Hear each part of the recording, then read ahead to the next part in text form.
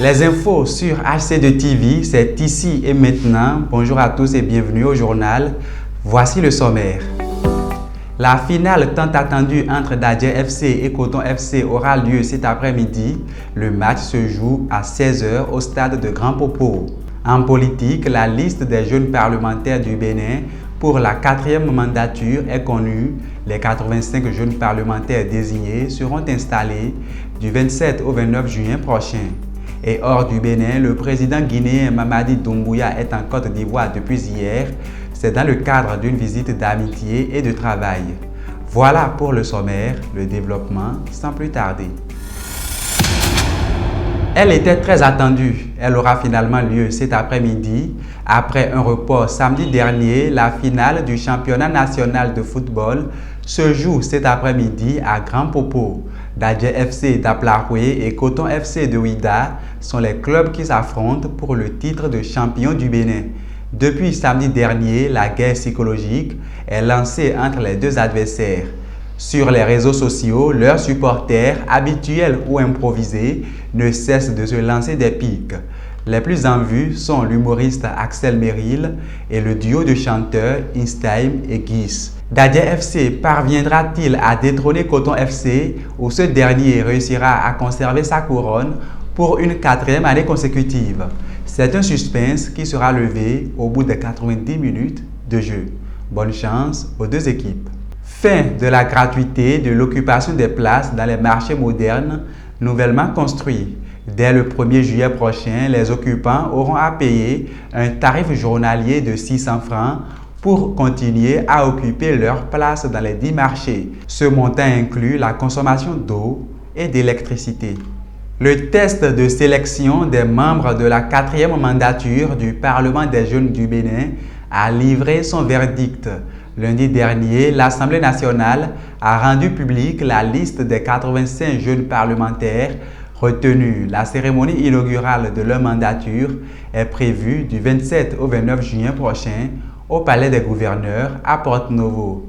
La sélection est faite par département et c'est l'Atlantique qui part avec le gros lot avec 12 jeunes parlementaires.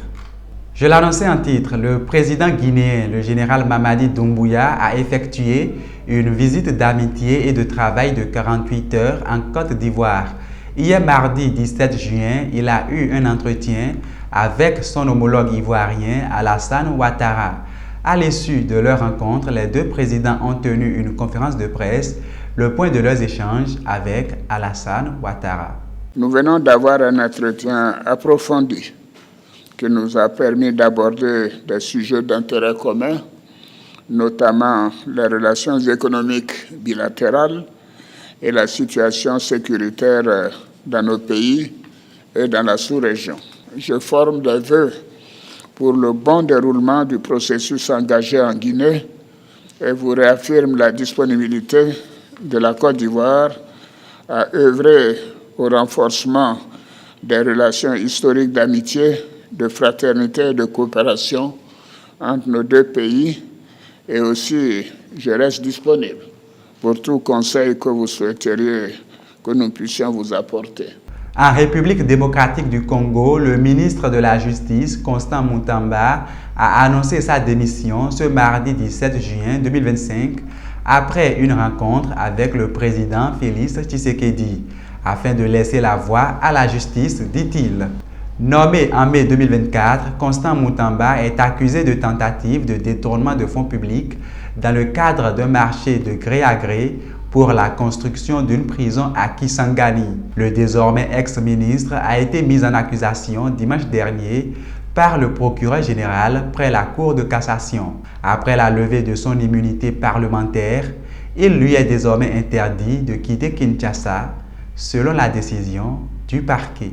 Et c'est ici que prend fin ce journal que je vous remercie d'avoir suivi du début jusqu'à la fin. Retrouvez en direct sur votre chaîne préférée la grande édition du journal tous les jours à 13 h, 16 h, 20 h, 23 h, 3 h et à 7 h du matin. Vous pouvez aussi revoir cette édition sur notre site internet à l'adresse hc2tv.bj et sur l'ensemble de nos canaux digitaux. Portez-vous bien et on se donne encore rendez-vous demain pour un autre numéro du journal.